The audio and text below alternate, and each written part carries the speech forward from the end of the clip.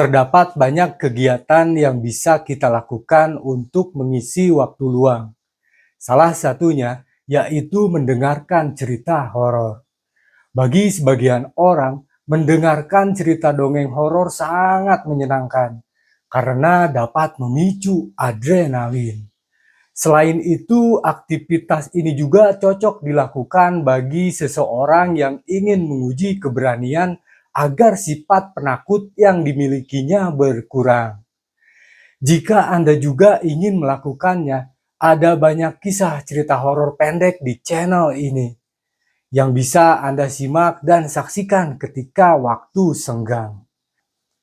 Berikut ini 5 cerita horor pendek yang dikutip dari berbagai sumber yang bisa Anda simak saat waktu senggang. Jangan lupa untuk subscribe karena ada kisah-kisah seru setiap minggunya. Saran dan kritik membangunnya mohon diisi di kolom komentar. Oke, gak pakai lama, langsung saja kita simak. Cus, gas!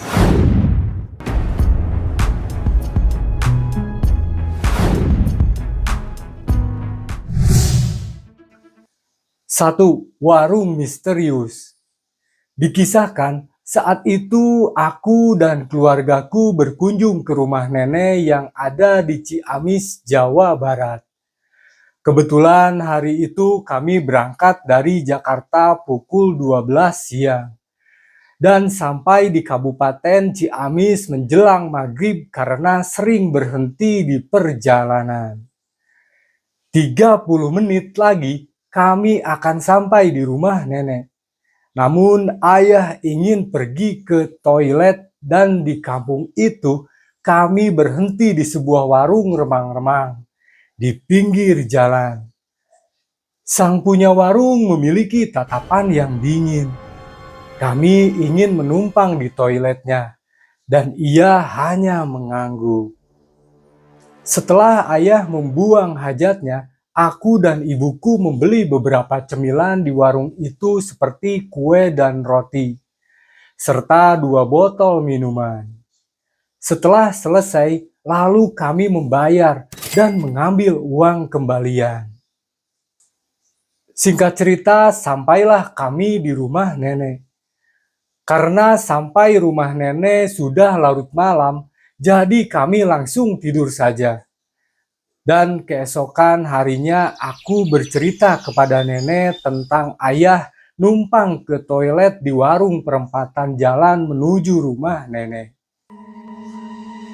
Alangkah terkejutnya nenekku ketika nenek tahu benar di sana tidak ada warung karena sudah terjadi kebakaran sebulan yang lalu dan penghuninya semua meninggoy karena warung itu dirampok serta dibakar oleh maling. Kami yang merasa tidak percaya dengan hal tersebut membawa kresek kue dan roti yang kami beli dari sana.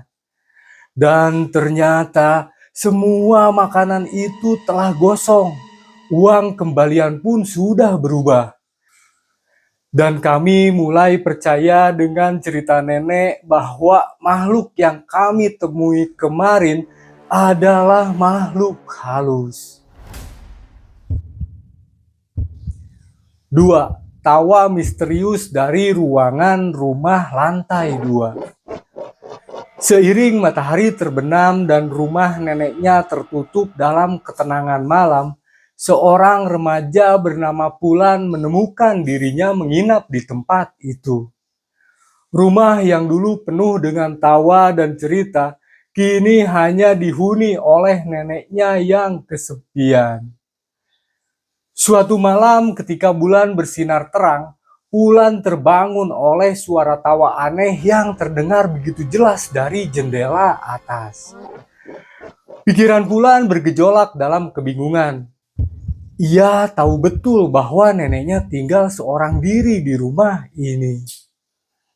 Apakah ada kemungkinan bahwa neneknya yang selama ini tampak damai menjadi terlibat dalam permainan aneh ini? Ataukah ada sesuatu yang lebih gelap dan tak terjelaskan yang sedang bermain di balik tirai malam? Tawa itu seperti bermain-main dengan angin, datang dan pergi secara misterius. Pulan yang merasa penasaran tidak dapat mengendalikan dorongan untuk menyelidiki. Dengan langkah hati-hati, ia bergerak menuju lantai atas, berusaha memahami sumber suara misterius tersebut. Namun begitu ia mencapai lantai atas, suara tawa tiba-tiba mereda. Seakan-akan entitas yang memancarkan suara tersebut telah mengetahui rencananya. Neneknya yang mengerti perasaan Pulan mengungkapkan bahwa suara tawa itu terdengar persis seperti suara almarhum suaminya, sang kakek. Sebuah kejadian yang tak terduga, tetapi memberikan jawaban dalam bentuk yang tidak terduga pula. Suara tawa itu mungkin saja merupakan cara sang kakek untuk berbicara dengan mereka dari dunia lain. Sebuah pesan yang tak dapat diungkapkan secara verbal. 3. Suara misterius di bawah tempat tidur. Dalam kamarnya yang penuh mainan dan warna-warni, seorang anak kecil bernama Ucil merasa aman saat tidur. Ia selalu merasa nyaman dengan kakinya yang tergantung di atas tempat tidur dan menggantung bebas di udara. Namun suatu malam yang tenang, saat ia meletakkan kakinya seperti biasa, ia tiba-tiba merasakan desingan dan tarikan yang keras. Ucil merasakan sesuatu yang aneh. Seperti ada tangan tak terlihat yang mencoba menarik kakinya ke bawah tempat tidur. Dalam kebingungan dan ketakutannya, ia berteriak memanggil ibunya. Ibu Ucil segera masuk ke kamar dengan wajah khawatir, berusaha untuk memahami apa yang terjadi. Namun ketika ibunya membungkukkan tubuhnya untuk melihat di bawah tempat tidur, tidak ada sesuatu yang ada di sana. Tidak ada tangan yang menarik, tidak ada bayangan yang mencurigakan. Semua tampak normal. Ibu Ucil mencoba meyakinkan anaknya bahwa semuanya baik-baik saja dan mungkin hanya kejadian yang diimajinasikan oleh pikiran Ucil. Namun Ucil tahu apa yang ia rasakan. Ia merasa bahwa ada sesuatu di bawah tempat tidurnya yang mencoba menariknya masuk. Ia merasa bahwa ia hampir saja menjadi korban sesuatu yang tidak bisa dilihat oleh mata telanjang. Meskipun ia akhirnya tertidur dalam pelukan ibunya, ia tetap saja merasa ketakutan akan apa yang mungkin ada di dalam kamar tidurnya. Kejadian ini meninggalkan bekas pada Ucil. Ia tidak lagi merasa aman di dalam kamar tidurnya yang dulu penuh keceriaan.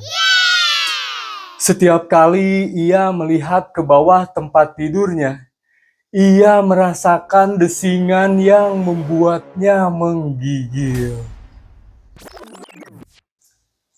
4. Hantu teman di pesantren. Kisah ini dialami oleh seorang lulusan pesantren bernama Ramdan. Cerita mistis di lingkungan pesantren sudah bukan hal yang asing.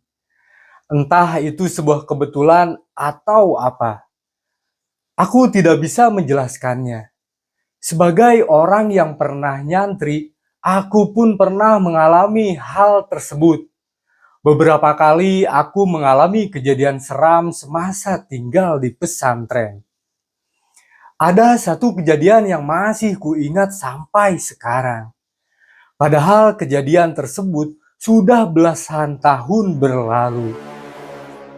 Pada satu malam, aku dan temanku bernama Amin sedang diam di lantai 2 asrama sambil menyetrika baju.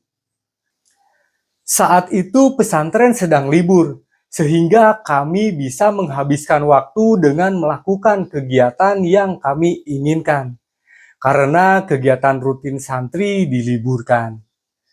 Banyak juga anak-anak yang pulang kampung karena liburan yang cukup lama. Yang tersisa di asrama adalah anak-anak yang rumahnya di pulau seberang, seperti Amin, atau mereka yang memang tidak mau pulang walaupun dekat seperti aku. Posisi asrama tepat berada di belakang bangunan sekolah. Jadi kami menyetrika baju sambil melihat pemandangan bagian belakang bangunan sekolah yang gelap karena lampu kelas tidak dinyalakan. Lampu jalan pun tidak ada sama sekali. Jadi bisa dibayangkan, di depan asrama keadaannya benar-benar gelap gulita. Kembali kepada Amin dan aku yang sedang menyetrika. Saat sedang asik menyetrika, tiba-tiba aku melihat di bawah ada bayangan orang yang berjalan, pergi menjauhi asrama. Kami berdua mengenalinya. Sebut saja namanya Jaka. Amin lalu memanggilnya sambil agak berteriak, karena kami ada di lantai yang berbeda. Jaka pun menyahut. Terjadilah percakapan singkat antara keduanya. Tapi aku lupa apa isi perbincangannya. Selesai berbincang, orang itu pergi menjauhi asrama melewati bangunan sekolah yang gelap gulita. Kami pun melanjutkan kegiatan menyetrika sampai tiba-tiba dari dalam kamar ada seorang teman bertanya kepada Amin. Dan itu adalah Jaka. 5. Kisah seram penumpang misterius. Dikisahkan, seorang pria mengemudi pulang larut malam. Ketika di perjalanan, dia melihat seorang gadis meminta tumpangan. Gadis cantik itu mengenakan gaun putih yang indah. Pria itu memberikan tumpangan padanya dan mereka memulai percakapan yang menarik. Dia kemudian menurunkan gadis itu di rumahnya. Keesokan harinya, saat mengemudi untuk bekerja, dia memperhatikan bahwa gadis itu secara kebetulan telah melupakan sweater di mobilnya. Dia berkendara menuju rumah si gadis untuk menyerahkan sweater itu. Seorang wanita tua membuka pintu ketika dia membunyikan bel. Dia lalu menceritakan tentang kejadian yang terjadi tadi malam dan memberikan sweater kepada wanita tua itu. Wanita tua itu menolak dan terlihat bersedih, serta sedikit aneh. Pria itu kemudian menanyai wanita tua itu lagi. Dia kaget ketika wanita itu mengatakan bahwa sweater itu adalah milik putrinya yang telah meninggal dalam kecelakaan mobil beberapa tahun yang lalu. Oke, jadi begitu Urbaners, kisah misteri kali ini. Mitos atau fakta entahlah, ini hanya cerita legenda. Yang pasti ambil sisi positifnya dan buang jauh-jauh sisi negatifnya. Akhir kata, nama saya Mang Oboy. Sampai ketemu lagi di kisah-kisah berikutnya. Wassalamualaikum warahmatullahi wabarakatuh.